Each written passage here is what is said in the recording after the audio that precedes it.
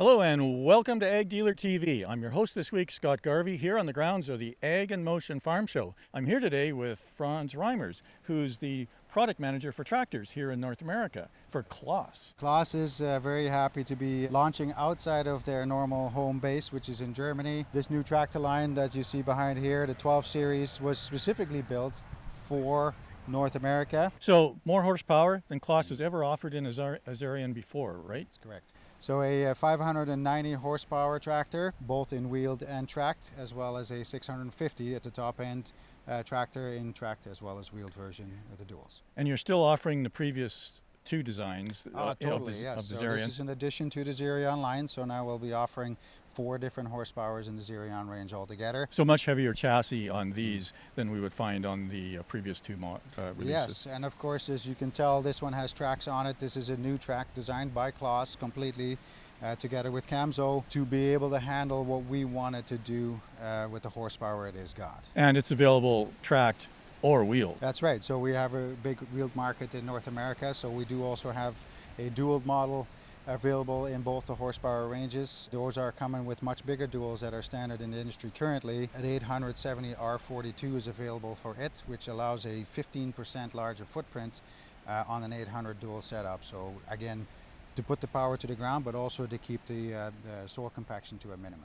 And at the back end, we're talking of some impressive hydraulic flow capacity, right? Yes, so this is developed to go head-to-head with the articulate market that is already here in North America. And with that, of course, the air seeder market having as probably the highest demand in the field with 80 to 100 foot air seeders requiring over 100 gallons a minute.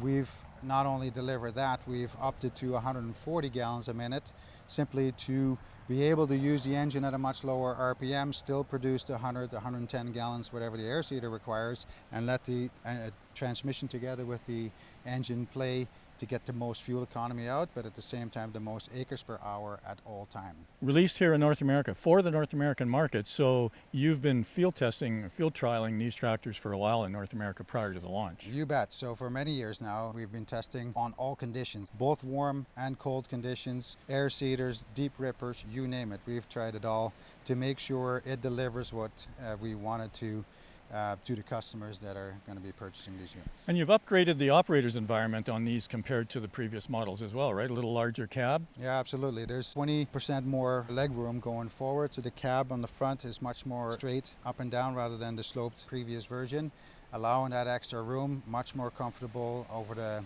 hours and hours that these operators spend in the cab. More positions to place their feet, there's foot pegs and so on, but not only that, we've put a lot of insulation in the cab to keep it as comfortable noise-wise as well. Vibration dampening in the tracks all the way through to 4-point cab suspension on this rather than a 2-point, and then the most comfortable seat that the market has to offer, of course, in it. The big boys in your presentation Yes. this year in your launch, but you're also launching a smaller line of tractors. Yeah, so instead of launching just the one line, we are adding also at the lower horsepower below our Xeon current series. So the Arian that you see behind me here has been around in Europe for quite a while, but we've been testing it also for the last number of years here in North America to make sure it would fit here. So it is not just straight European tractor. It has been adapted to the North American market, including the implements. All different conditions have been testing, weather, hot and cold both, and minor changes have been made. Luckily we didn't have to make that many changes, which was good, but nevertheless whatever we needed to change, and a lot of it has been software updates to make the North American implements work the way they should in the grounds here. They're Isobus compatible? Absolutely, all of them are. Yeah. Now on the Arian line, a bit of a unique weight distribution there for a front wheel assist tractor. You've got just about a 50-50, right? Yes, a very good question. So we built our heavy duty front axles to be able to handle the power just like the rear axles can. So it is a 50-50 weight to start balance to be able to get more footprint on the ground. So we can do heavy draft loads, distribute the weight evenly across the front and the rear tires to be able to still keep the compaction down, yet get the traction to the ground that we have behind it. And the CVT is also part of that package, just like it is on this. Right, and that's standard on both model lines, The CVT. whole line throughout, from that smaller model now all the way through to this big 650 horsepower line has got a CVT in it. That's correct. Now, 3 models in the Arian line? Three models. So the 630 is the first one at 165 horse. Then there's a 185 horse 650 model.